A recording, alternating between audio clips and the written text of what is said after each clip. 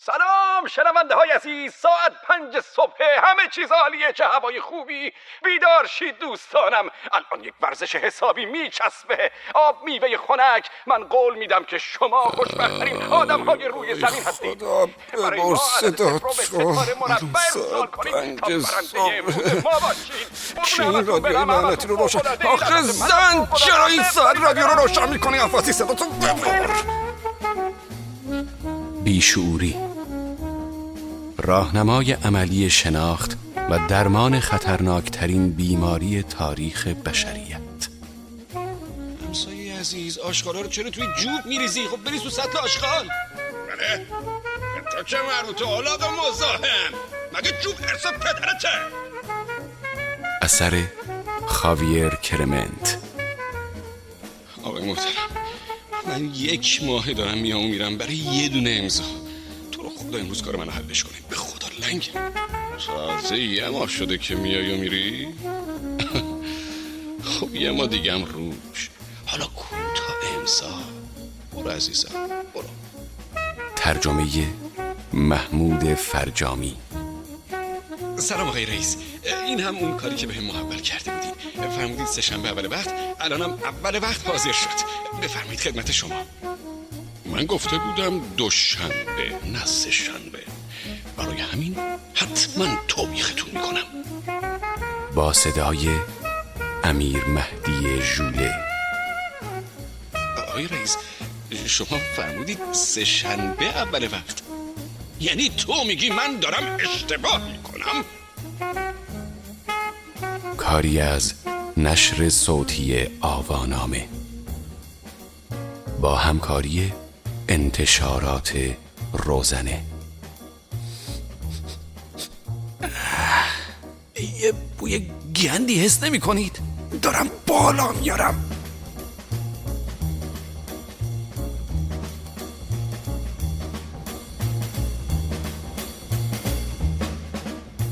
دیباچه نویسنده. مثل هر کس دیگری من هم در تمام زندگیم با بیشعورها سر و کار داشتم، اما در بیشتر این اوقات مثل بیشتر افراد جامعه درگیر مفاهیم و تعاریف قدیمی بیشعوری بودم.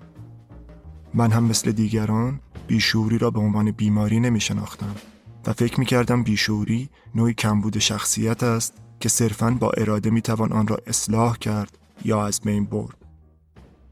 اما حالا من ماهیت بیشعوری را می شناسم. بیشعوری نوعی اعتیاد است و مثل سایر اعتیادها به الکل و مواد مخدر یا وابستگی دارویی اثرات سو و زیانباری برای شخص معتاد و اجتماعی دارد که در آن زندگی می کند. بدترین خصوصیت این اعتیاد آن است که بیشعورها ذره‌ای هم از بیشعوریشان آگاه نیستند. این امر البته در مورد خود من هم صادق بود. آشکار کردن ضعف‌ها و اشتباهات خود برای هیچ کس کار آسانی نیست. من تا مدت‌ها از نوشتن این کتاب و حتی صحبت کردن درباره موضوعات آن ابا داشتم. زیرا دوست نداشتم تمام دنیا بفهمد که من آدم بیشعوری بودم. اما سرانجام وجدان، دوستان و بیمارانم من را متقاعد کردند که قبلاً همه دنیا فهمیدن که من بیشعور بودم و نوشتن یا ننوشتن در مورد آن از این جهت بیفایده است. ولی شاید بتوانم با نوشتن سرگذشت خودم به بیشعورهای دیگر کمک کنم تا بهبود یابند. از این رو در نهایت فروتنی تصمیم گرفتم تا سرگذشت دردناک اعتیاد خود به بیشعوری و نیز راه دشوار رهایی از آن وضعیت رقتبار را برای استفاده دیگران بنویسم. اکنون میتوانم در گذشتم نظر کنم و به وضوح خودم را ببینم که چطور سالهای سال با بیشعوری زندگی کردم. به عنوان یک بیشعور درمان شده، رنج و مشقت لازم برای درمان شدن را درک می‌کنم. چیزی که هیچ آدم عاقلی دوست ندارد آن را تجربه کند. ولی وقتی آدم گرفتار بیشعوری شد، چاره دیگری برایش وجود ندارد. دیر یا زود زندگی در مقابلت قد علم می‌کند و می‌گوید تو بیشعوری. شما هم در مقابل تکذیبش می‌کنید، لگدش می‌زنید، لعنتش می‌کنید، سرش فریاد می‌زنید، کتکش می‌زنید. با او جر و بحث میکنید. سعی میکنید فراموشش کنید و فحشش میدهید. اما زندگی جا نمیزند. یا شما قبل از آن که او به حسابتان برسد به حساب خود میرسید و یا او به حساب شما خواهد رسید. از این رو با صداقت و تأسف فراوان باید اقرار کنم که من 20 سال آزگار یک بیشعور تمام عیار بودم. در این مدت دوستان و اعضای خانواده‌ام از بیشعوری من آزار فراوان دیدند و در بسیاری از مواقع آنها را از خودم فراری دادم. بیمارانم هم از بی‌نزاکتی‌ها و خودپسندی‌های زایدالوصف من بسیار رنجیدند. اگر من زودتر به بیشعوریم پی می‌بردم و در سنین پایین‌تر برای درمان دست به کار می‌شدم، اگر نگویم همه، دست کم بسیاری از این عوارض قابل پیشگیری بودند. به عقیده من هیچگاه برای تشخیص نشانه‌های بیشعوری خیلی زود یا خیلی دیر نیست. بر همین منوال هیچگاه نیز برای اصلاح عادات بدی که دوستان را میرنجاند، به روابط کاری و تجاری آسیب میرساند و باعث جر و بحث و دعوا و مرافعه با بسیاری از مردم میشود، خیلی زود یا خیلی دیر نیست. خود من تا 40 سالگی کوچکترین نشانه‌ای از بیشعوریم احساس نکرده بودم. مثل بیشتر بیشعورها، من هم به اینکه آدم نیرومندی هستم و همیشه به هر چیزی که میخواهم میرسم مباهات میکردم. از همان دوران دبیرستان یاد گرفتم که چگونه ندای وجدانم را خاموش کنم و هر گونه احساس گناهی را در نطفه خفه کنم. در دوران رزیدنتی فهمیدم که میتوانم هر چیزی را با توپ و تشر از پرستاران، بیماران و دیگران بخواهم. یعنی در حقیقت معمولاً با این شیوه دیگران را مجبور می‌کردم که دقیقاً مطابق خواست من رفتار کنند. تازه بعد از اینکه به عنوان پزشک متخصص شروع به کار کردم، باز هم فوت و فن‌های بیشتری در پرخاشگری و زرنگبازی کسب کردم. ذکر این نکته مهم است که من همیشه فکر می‌کردم اینها خصوصیاتی مثبت و نشانه اعتماد به نفس هستند.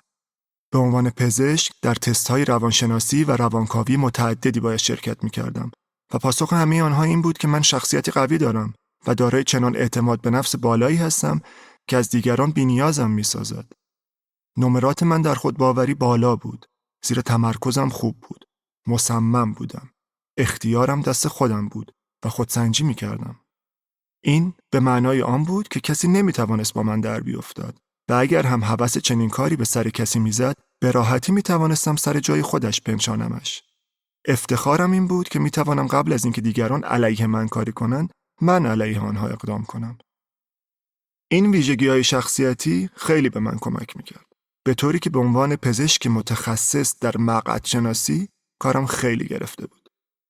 با زن بسیار جذابی ازدواج کردم و 2 بچه فوق‌العاده آوردیم.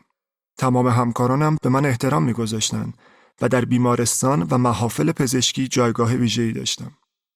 در اجتماع هم به من به عنوان کسی که در حرفه‌اش از نفوذ و اعتبار بالایی برخوردار است نگاه می‌شد.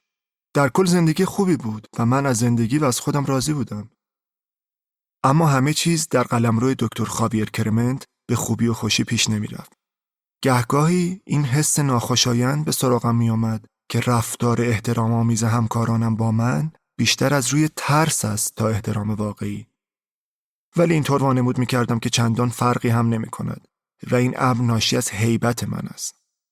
اینطور به نظر می‌رسید که تا سر و کله من پیدا می‌شود، بعضی از همکاران گفتگویشان را قطع می‌کنند و متفرق می‌شوند و دوستانم هر روز پیش از پیش از اینکه نمی‌توانند با من باشند عذرخواهی می‌کنند. وقتی در یک مهمانی حرف می‌زدم، بعضی‌ها با بیقراری و ناراحتی به زمین خیره می‌شدند و چیزی نمی‌گفتند. انگار نمی‌خواستند حتی یک کلمه از حرف‌های من را هم بشنوند. اما من اینطور به خودم می‌قبولاندم که مشکل از خود آنهاست و شاید مشکلات شخصی مشغولشان کرده است. همسرم یک بار جشن تولد غافلگیر کننده‌ای برایم ترتیب داد. اما غافلگیر کننده ترین چیز این بود که فقط 6 نفر در آن مراسم حضور یافتند که تازه 3 تای آنها هم زن و بچه‌های خودم بودند. من آن را به پای حسادت دوستانم نسبت به موفقیت‌های چشمگیرم گذاشتم. برایشان متاسف بودم که حقارت‌ها و بی‌کفایتی‌هایشان باعث می‌شود که در مقابل من چنین واکنش‌هایی نشان دهند. اما زیاد خودم را ناراحت نمی‌کردم و این قبیل خصوصیت را جز سرشت آدم‌ها می‌دانستم. بعد هم سعی می‌کردم با بزرگواری این قبیل وقایع را فراموش کنم. سرانجام یک روز از خواب خرگوشی تکانی خوردم. تنها پسرم بعد از ساعت‌ها بگو مگو با من اعلام کرد که نمیخواهد به کالج برود و میخواهد در نیروی دریایی ثبت نام کند. تک پسرم به جنگ من آمده بود. باورم نمیشد. در طی 20 سال گذشته هیچ کس جرأت نکرده بود که با من در بیفتد و آخرین کسی که چنین خبطی مرتکب شده بود سالها بود انگشت ندامت به دندان میگزید. من میخواستم پسرم پزشک موفقی مثل خودم بشود، اما او داشت خیره‌سری میکرد. از کوره در رفتم و گفتم اگر در نیروی دریایی ثبت نام کند هر چه دید از چشم خودش دیده. او هم در مقابل چشمان من چیزی را حواله داد که هرچند غریب بود ولی نحوه استفاده آن برای یک مقعدشناس ناآشنا نبود. بعد هم در را به هم کوبید و از خانه بیرون رفت. به همسرم گفته بود که تصمیم گرفته تا آنجایی که امکان دارد از من دور بشود و به حرفش هم عمل کرد. او در رشته آموزش هوافضا ثبت نام کرد. با این کار پسرم خیلی اعصابم به هم ریخت و در هم شدم. با دلخوری از